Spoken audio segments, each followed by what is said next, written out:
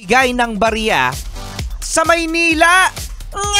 Oo, nangyari yan dito sa may Rojas Boulevard, mga yes friend.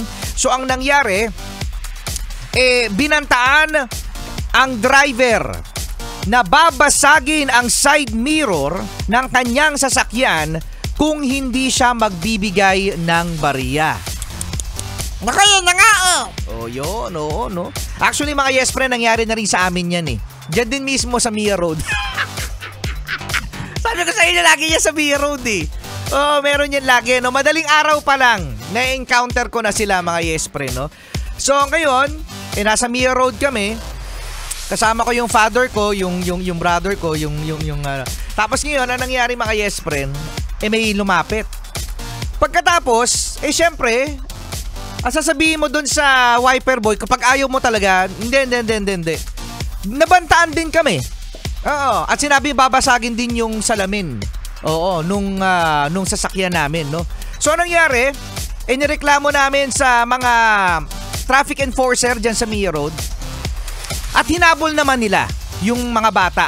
Hinabol nila. Meron silang nabitbit na isang bata na hindi naman yun yung nambanta dun sa... Sabi ko sa inyo, napakarami nila. Mga ilan, kompanyero? Mga 5 yata yun yung time na yun. Oo. So, nabitbit, no? Hilang-hila ng enforcer sa t-shirt. Hilang-hila, sabi nung traffic enforcer sa father ko, ito po ba yun? Sabi nung father ko, tsaka ako rin sabi ko, hindi po yan, hindi yan. So, eto nga ang lalaki, mga yes friend, dito naman sa Maynila, nahulihan din ng baril. Hala! Oo, no? At, mga yes friend, no? Pabalik-balik na rin pala siya sa kulungan. Oh, yan. Oh, yan yung sinasabi ko sa inyo. Tapos ngayon, mga yes friend, hanggang ngayon, nandyan pa rin sila. Nandiyan pa rin yung mga wiper boy. Uy, ito, papakiusap ko sa mga pulis, nahaharas po kasi kaming mga motorista. Ako, maging boses na rin ako ng mga motorista ha, sa mga drivers po dyan. No? Maparoas Boulevard niyan, dyan sa Mia Road o kung saan man kayong kalsada na meron kayong wiper boy. Huwag nyo na po hahayaan na kami po mga motorista ang magre-report sa kapulisan kapag may nangyari. Dapat po kasi pinagbabawal na yan. Dati nga, imagine mga yes friend, dati talaga mga wiper boy ay sapilitan. Ngayon nagtatanong na sila di ba? Nagtatanong na sabi, i-wipe ba natin? Tapos kapag sinabi mong, ay hindi. Tatambay yan mismo sa tabi ng sasakyan mo at manghihingi ng barya. At ayun yung nakakatakot. What if kung ang driver ay masungit?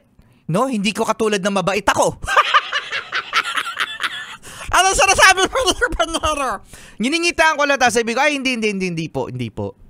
Pero kapag yung driver, ay hindi, trabaho kayo. What if kung ganun? Edi syempre, magagalit din si wiper boy at magkakaroon ng komosyon at magkakaroon ng report sa polis. Why not mga yes friend, yung mismong polis na yung magbatsyag at magsabi sa mga wiper boy na bawal yan. Tapos mga menor de edad pa naman. Kapag nahuli yung menor de edad, nakukulong ba? Hindi! Di ba mga yes friend? Sana ipagbawal at na-appreciate ko yung mga kapulisan na umi-standby sa mga kanto-kanto, mga yes friend. Because again, kailangan natin ng visibility ng mga pulis. Dahil kapag nandyan ang mga pulis, syempre, matatakot ang mga masasamang loob. Yun lang naman yung sa akin. Tama na rin, kompanyero. Ang dami mo nang sinasabi! Sige, kompanyero po, ang dami sinasabi! Dami sinasabi. At yan ang ating SFM Balitang Di kompanyero, dami sinasabi. dami ko nasabi.